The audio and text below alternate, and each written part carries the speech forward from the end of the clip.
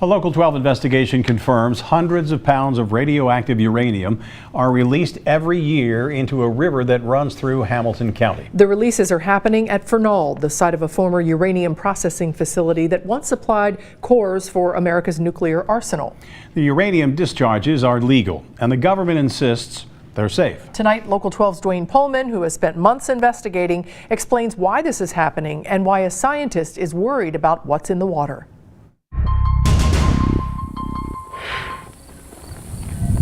The Fernald Preserve appears to be a perfect picture of how to clean up a high-level radioactive site.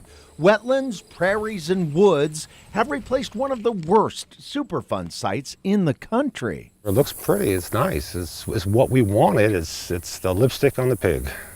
Is that what it is? Yeah, that's what it is. Tony Tetsuwari was a senior environmental scientist at Fernald.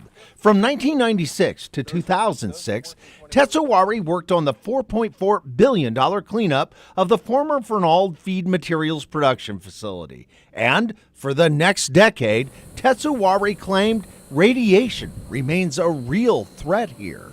Is Fernald cleaned of radioactive danger? No, sir, not at all.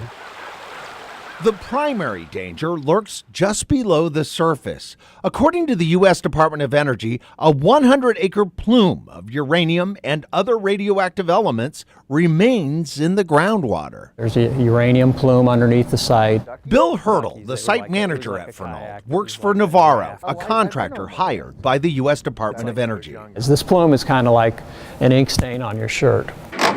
We've pumped 40-some billion gallons of water out of this aquifer, so we've washed that shirt a bunch of times. Hurdle tells me the uranium in the groundwater won't be cleaned to safe drinking water standards until at least 2036. This is where we treat for the uranium with filtration. This is the heart of that cleanup, a water treatment plant where 23 wells pump water from the aquifer to this plant for filtration. This is what filters out the uranium. It's the ion exchange resin, and it's little tiny beads. So when this is on, you get the uranium. That's correct. But most of the time, the system is off. Last year, DOE confirms the groundwater was filtered only on 13 days.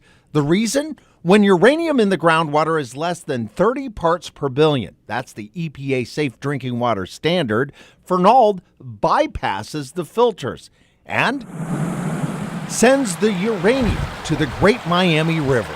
It just gets pumped out, correct? It just gets pumped out to the river, that's correct. The uranium that's coming out is radioactive, correct?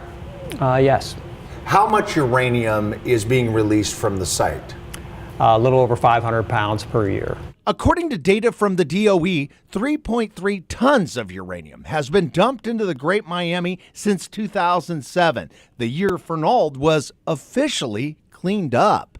The uranium we're discharging to the river is dissolved in the water. Hurdle and the DOE insist all that uranium released is safe. The uranium discharges, Hurdle says, mix with background levels in the river and pose less than a 1 in a billion cancer risk. That's not significant to present a risk to anyone? No, it's not, based on the calculations that were done and that were approved and reviewed by EPA. The EPA agrees, telling me its cancer risk models, which are reviewed at Fernald every 5 years, are sound. And the data supports the position that we've taken on with regard to continuing monitoring. It's basically trust us, we're scientists, we know. Right. I mean, it really is. I concur.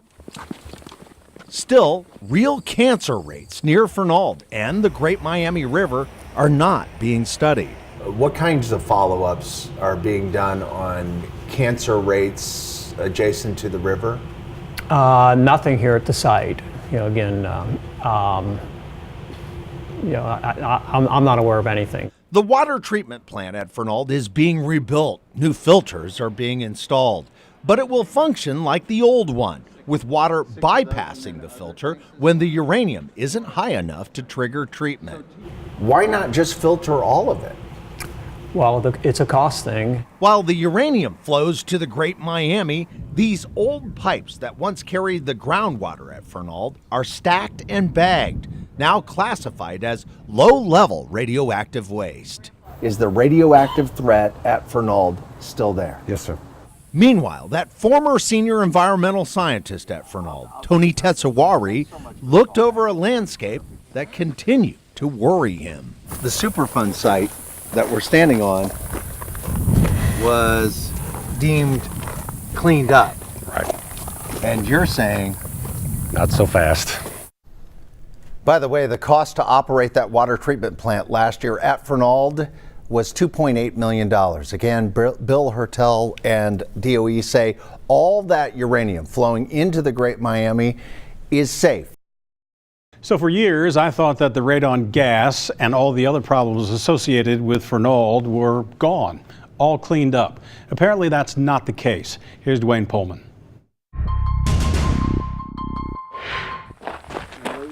Tony Tetsuwari grappled with what he claimed was and is a continuing radioactive threat at Fernald. Is Fernald cleaned of radioactive danger? No, sir. Not at all. The known threat is uranium. It was processed here. Radioactive remnants of uranium hover in the groundwater in a plume beneath what's now the Fernald Nature Preserve. The uranium that's coming out is radioactive, correct? Yes. While nearly $4.5 billion was spent on the cleanup and millions continue to be spent on removing the uranium in the groundwater, Tetsuwari claimed the government has not addressed the potential threat in the air. And you're telling me radon gas is a threat right now? Correct. Radon, a colorless and odorless radioactive gas produced by the decay of uranium and other elements. When that happens naturally deep in the earth, radon is often trapped in the basements of homes. According to the National Cancer Institute, radon in our homes causes an estimated 15,000 to 22,000 lung cancer deaths in the U.S. each year. At Fernald, this massive mound called the On-Site Disposal Facility is full of low-level radioactive waste, including soil from the cleanup and debris from the old uranium processing plants. Tetsuwari said those materials inside the mound produce a lot of radon. That's basically a radon generator. It could produce some radon rather. Bill Hertel, the Fernald site manager, insists the design of the landfill itself, which includes a multi-layer cap and polyethylene membrane, prevent radon from being released. It would be absorbed. But when I questioned further, Hertel admitted there is a way for the gas to escape this mound, not at the top, but here at the bottom, where pipes inside these buildings, called valve houses, drain leaching liquid from the radioactive waste pile. It's conceivable that radon would be vented from the pipes, right? Yeah, it is. It's And conceivable. The question is how much of that is being vented, and we don't know. Well, we don't know, but we do have, we don't know exactly what it is, but we do know that we have ventilation systems on each of those buildings. Those ventilation systems were installed after strong odors began emanating inside the valve houses in 2007. The air was never tested for radon. Are you checking for gas?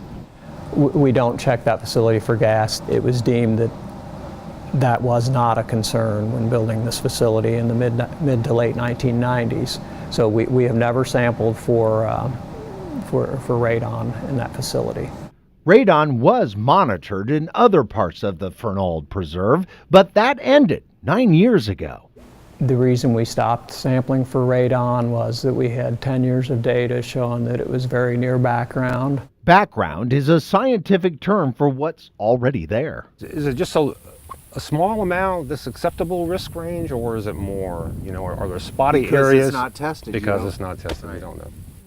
That lack of testing continued to frustrate and concern Tetsuwari, who complained to the EPA, but says he never got a reply. If you don't look for it, it's not there. Would you live near here? No.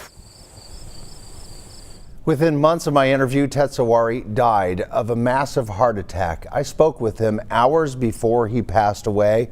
When I paid my respects at the funeral home, his wife told me Tony died of a broken heart because he blew the whistle about radioactive issues at Fernald, and he really felt, Rob, he was never heard.